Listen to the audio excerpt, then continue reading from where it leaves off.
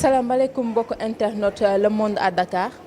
dal leen ak jàmm ñu ngi fii ci Pikine Rue 10 Pikine Rue 10 buñ ko waxee xel yu bëri dina am fu mu dem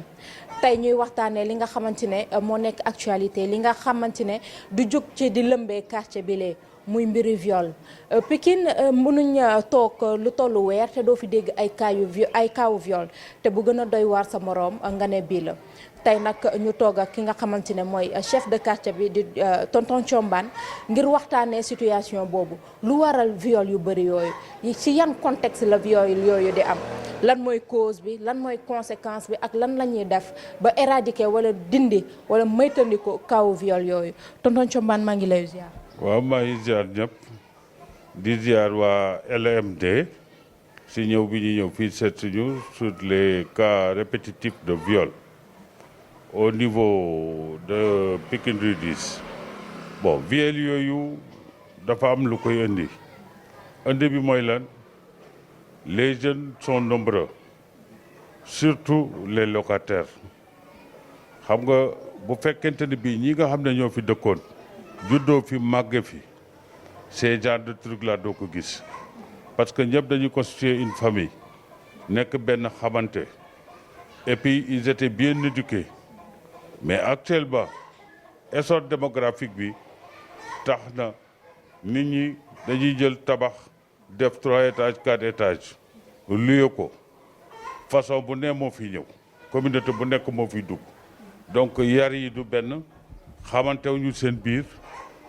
de telle sorte que parents yi bu ñu xëyee dem nañu wuti lu ñu am ñii jàng nañu seen jàng sorewul ñi arrêté nekk ci koñ bi duñu liggéey duñu xëy duñu gont donc versé wu dans la violence rassemblement devant les maisons à faire du thé tëdd agression sàcc xeex nawetaan wax ju bot mooy conséquences yi nga xamante ne bii causes yi nga xam ne moo indi problème mu viol yi bu fekkee viol am na ci biir quartier bi wala ci biir gox bi les parents la majeure partie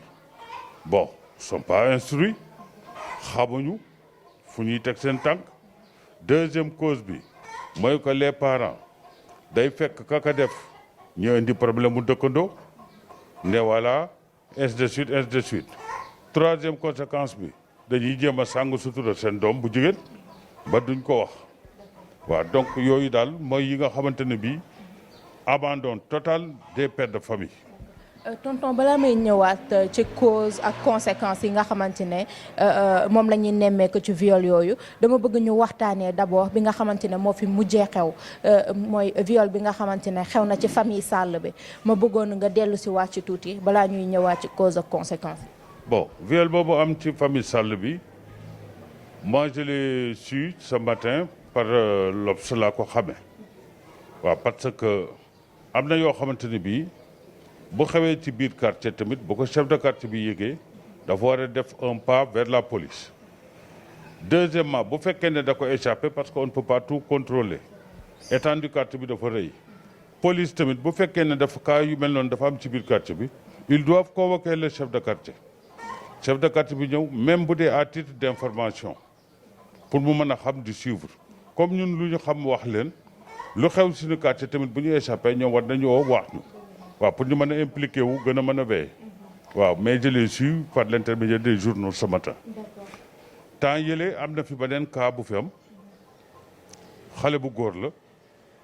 war na am ay 20 ans et poussière il faisait du basket am ku ko booleeg benn waay gis ngeen ko ci L'Obs bi sax ñu ne c'est un lieutenant de la marine marchande mu invité boy bi dem këram Pikine Icotaf bi mu ñëwee mu dugg ak moom ci biir néeg bi tëj néeg bi jël pistolet teg ko menacé ko futti xale bi egg ci moom te xale bi mag la war na am ay 25 ans waaye poussière góor la bi loolu amee affaire bi bëgg a éclater waa ji daw ñëw indi 400 000 francs ne da koy joxe pour que ñu noppi ainsi de suite ak yu demee noonu yaayu xale bi ñi bañ dem wax ko commissaire gars yi tànd ko embuscade fekk ko si këram ba ñëw ubbi néegam fekk fa chambre indien lépp ñu jàpp ko paqueté ko actuellement mu ngi en prison actuellement le gars là yooyu tamit xew na fi waaw donc daal manque d'occupation booy yi nangoo ñu liggéey nangoo ñu xëy nangoo ñu def dara insolence violence bëgg a am alal te mënoo ko am waaw parce que ku ci liggéey am loo denc jigéen ñaa ngi fi soo bëggee jabar foo ci dugg ñu yombalal la may la soxna nga yóbbu sa kër mais culture boobu amatu fi léegi dëkk bi moo tourné à l'envers actuellement ba nga xamante ne bi les parents ne veillent plus xale yu jigéen yi fu leen neex la ñuy dem ku si ñëw indi xaalis ñëw jox sa yaay ñi jël jox sa papa ñi jël du ñu chercher à comprendre foo ko jëlee jéemuñu leen a dugal métier wala ñu dugal leen liggéey wala ñu jàng ji waaw ñoom daal dañoo juddu ñëw si dëkk bi fii ils n'ont pas de chance fekkuñu fi dara génération bi amuñu chance fekkuñu fi tous l'état ne recrute plus jàng bi mooy loolu terrain bu ñu jënd sax pour tabax ko kër seen avenir defuñu ko seen bopp parce que xam nañ ne duñ ko am donc daal fekkuñu fi dara violence fëkk jaay doole defe nañ ne mooy seen bulletin de salaire waaw donc daal yooyu daal am na fi. tonton li gën a choqué nit ñi mooy sang sutura bi wax nga ko sànq sang sutura bi nga xamante ne famille bi ñu ngi koy def su ma jëlee kaaw jeune fille bi nga xamante ne 15 ans la am nijaayam violé ko premier viol deuxième viol xale bi dem na wax ko yaayam donc sa maman était au courant mais defu ci waxu ci ba nijaay jooju continuer di violer xale bi ba xale bi sës ba fàq nëppal boobu complicité parents yi ci genre atrocité yooyu nan nga ko gisee. waaw parce que complicité boobu bu fekkee ne yaay ji yëgoon na li nijaay ji def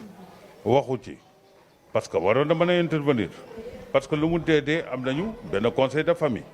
au sein de leur famille am nañu ay mbokk le délégué de quartier est là le commissaire de police est là le maire est là le sous-préfet est là ñooñu ñëpp ku mu duggoon ci sa nopp dinañ agir donc complicité boobu la maman doit être punie waaw parce que xale rek la bu demee ba sës xale bu tuuti nijaay ji tamit dépénaliser nañu léegi affaire yi crime la lu mu dee dinañ ko dóor lu ma 10 ans ci kaso bi dina ko fa def lu ko jar xaw ma feebar la xaw ma lan la nañ jël xale bi yóbbu ko ci psychologue ñu ramener ko indiwaat ko waxtaan ak moom et on continue la procédure. nga foog ne xale bi ak atrocité yooyu nga xamante ne moom dund na ko même avec l'aide d'un psychologue dina dem ba surmonter situation bi la. waaw man da ko surmonter parce que psychologie science la dina am lu mu war a wàññi ci moom tuuti waaw te wërsëgam tamit doomu aadama yoru ko mën na génne gis koo xam ne bëgg na ko mu takk ko boo ko takkee yóbbu këram mu sëyal ko waaw dina teggeeku waaw parce que lu am rek yàlla moo ko dogal nit ki da ngay gëm yàlla nangu ko mais la maman elle est fautive son oncle là c'est un criminel keneen ku ko yëg te waxoo ci tamit complice nga waaw on doit tous les punir. tonton Thiombane yow nga bokk ci ñi nga xamante ne ñoo ni kilifa gox bi Pikine ku ko dégg maanaam Pikine dafa am benn image boo xamante ne dafa commencé ñu koy di terniro maanaam ku wax Pikine wax banditisme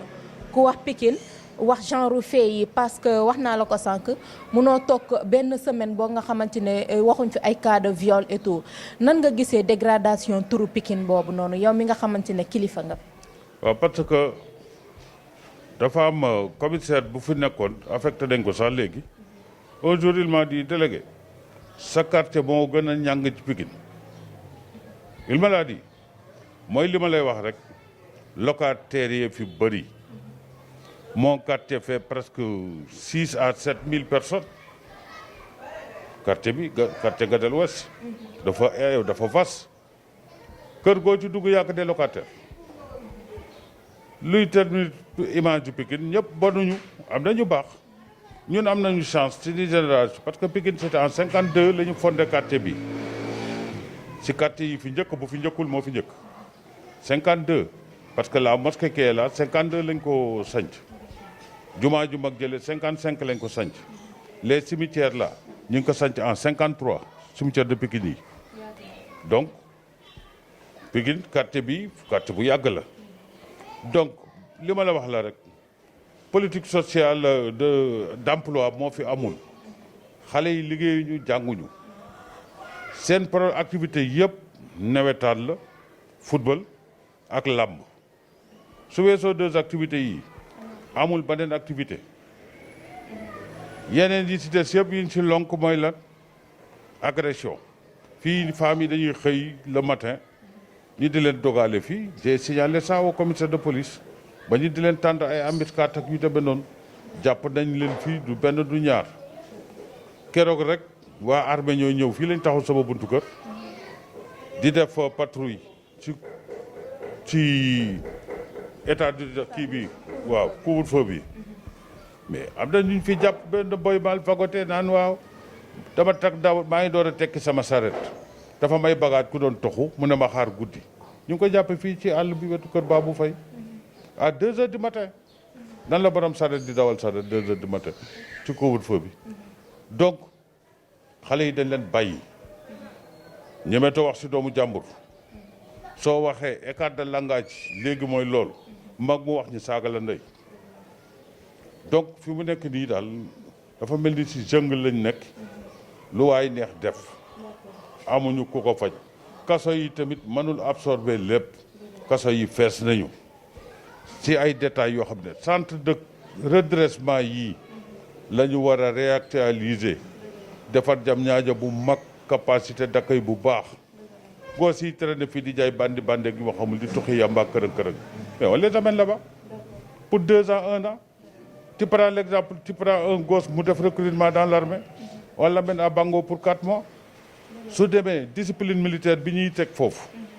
mais bu dëngoon fii bu ñëwaatee fii seen koñ da nga naan kii du moom il faut les redresser waaw mais léegi kenn ñamul redresser ñoom dañuy juddu sol seen daal li bàyyi mu jot leen étant bébé am seen doole entraînement lekk toog seen i yaay di leen couvrir surtout les femmes mères yi bëgguñu ku leen laal paa yi ñëpp dee nañu ñii abandonné nañu ñii ngay wuti lu ñu am bu ñu jëlee seen i doom jël sànni si daara yi tey si suba rek laa gis benn femme fii ci boutique bi mu ne doomam boobu 12 ans dafa fàq depuis mois ngi nii papa ma ko yóbbuwoon daara moom la ñuy wër nii ma ne ko boo leen ko jàppee indi leen ko ngeen dugal ko métier mu toog seen wet au moins dina am lien familial ak ay papaam ak yaay mu gës leen gis dem liggéey mais ngay jël sa doom abandonné ko envoyé ko fële ci àll ba. foofu mu mel ni day dellu si waat abandon wu parents yi nga xamante ne parents yi voilà dafay dellu si waat parce que bu toogoon seen wet ñu dugal ko métier bu tëddee ñu xam ban heure la tëdd bu yeewoo ñu xam ban heure la tëdd mais dañ ko mën a surveiller mais kële day exploiter l'enfant du ko jàngal dara 1 2 mooy dem di yalwaani ji di wuti xaalis di ko verser sëriñ bi ci boppam ay doomam di tëdd fu baax toog seen kër ah exploitation la ah donc daal affaire yi daal mooy loolu daal. tonton Thiombane cof nga si tuuti nee nga ñu ubbiwaat centre de redressement yi en attendant ñu leen di ubbiwaat ban solution nga gis pour Pikine pour redorer blason wu Pikine ban solution nga gis en attendant état wala nguur gi di def wàllam. waaw état bi moo ci mën dara population bi mënuñu si tous parce que boo ñëwee nga jàpp sàcc tey jii booy ñëw wër ko dóor koy mool ba mu dee nga gis ñaar yor seen i jaasi di dóorante lu ci population bi mën waaw parce que tu les invites boo crier rek au voleur rek gars yi dañuy yegg si or que c'est l'état politique de familial boobu d'emploi boobu dañ ko war a créer xale yi am fu ñu dugg occupé wu bu ñu xëyee génn seen i kër mais àll bi nañ jël hectares yi di dagg di ko jox ay Richard ak ay ñeneen ak ñeneen ñu am alal ak yu demee noonu mais dañ jël àll bi dagg ci constitué gos yi ay GIE ci biir koñ yi bu ñu xëyee même bu ñu amee benn kaaru Dakar dem dikk sax boo xamante ne bii dañ koy mettre à leur disposition wala ñoom dañ koy jël en location le matin bu ñëwee gaare jël boy yi ñu dugg ñuy war a liggéeyi ji ñi dem seen àll ba fële ginnaaw jam ñaajoog yoonu Kayaar ak ainsi de suite ak yu demee noonu ñi xëcc leen ay adduction d'eau ñuy cultiver la ñuy cultiver di ko récolter di ko jaay ndànk-ndànk bu yàggee ñu am lu kii mais joxuñu leen du suuf bu ñuy liggéey te ku ci génn liggéey bii nga xamante ne bi moo nekk fii xale boo ci oo jox ko ne ko kay liggéey ko mu bañ parce que jomb na romb ñu gis ko muy bale tali bi mais c'est un métier ñeneen ay ñëw di ko def à leur place di jaay ay crédit téléphone ak yu ma xamul boo waxee benn boy kaay jël léegi ma jox la 50 000 nga jënd crédit jaay ko mu bañ waaw parce que jomb na ko ah li di mel. waaw parce que ay complexe lañu. nga foog ne tamit éducation bi. éducation bi dëgg li mu la wax ku ci dem Europe buñ la joxee bale nga bale ko nga bale mbedd bi soo demee Europe ay Champs-Élysées yu ma xamul ñoom ñëpp fa nga leen di gis ñu yor seen i bale yu vert ak yu ma xamul seen i tenue di nettoyer ñii di raxas tali yi donc développe dëkk bi mënul développer sans la participation des gens population bi d'accord l'État ne peut pas tout faire mais nag quand même am na yoo xamante ne bii ñoom ñoo jël responsabilité ne ñooy gouverner am na secteur yoo xamante ne bii quand même war nañ ci mën a taxaw moo tax Pikine les gosses sont là football musculation sport lamb podium sàcc agression kese mooy seen activité moo tax Pikine fu ñu ne nii ñu nay bandee fa dëkk Colobane waa banlieue bi fay jóge di fa dem di jaay boo ne nii ñu nay bandee fa dëkk ak waa Médina ak ay yeneen ak yeneen Grand Yoff ak yu ma xamul ak yeneen périphérique bi la biir Dakar benn Sénégalais dëkku fa ay Libanais rek fi dëkk lii am Pikine moo am Grand Yoff moo am Guédiawaye moo am fépp politique d'emploi bi dafa des lu bëri ci banlieue bi dafa des waaw il faut les occuper. D'accord mu doon lu doy waar gis ngeen situation Pikine foofu la toll ñu ñaan nguur gi rek mu def ci solution wala mu xool nan lay aider jeunes yi balaa situation bi di gën a dégénérer tonton Thiombane maa ngi lay jaajëfal di la remercier bu baax. waaw maa ngi leen di sant di leen gërëm waaw di sant ñëpp di ñaan yàlla rek mu changer mentalité xale yi parents yi tamit nañ jël seen responsabilité. parce que yëf yi booy seet da nga naan chance la man problème yi ñeneen ñi am ci mbedd mi fii du sama doom bu jigéen wala sama doom bu góor bu ko am waaw donc chance la rek c'est pas que dama leen gën a actif wala leneen chance la yàlla moo koy def yàlla mooy jubal mooy baaxal parents yi bu ñu baisser la garde nañ continuer di wax parce que ay problème mu viol ak yu demee noonu vraiment defoon naa ne war nañ ko mën a dépasser. tey jii ku ci amoon sa 200 000 francs mën nga takk ñaari jigéen boo joxee kii may gu njëkk 100 000 jox kii may gu njëkk 100 000 jéem a rayante ji ñoom ñu takk seen sër jéem a rayante ji mais nga fondé sa famille mais ñoom xalaatuñ ko sax étudier ko nekkul seen bopp waaw nekkul seen bopp dafa yomb ba mu ëpp waaw di sant waa LMD waaw di leen gërëm di leen ñaanal rek yàlla may ñu gisewaat beneen jamono jërëjëf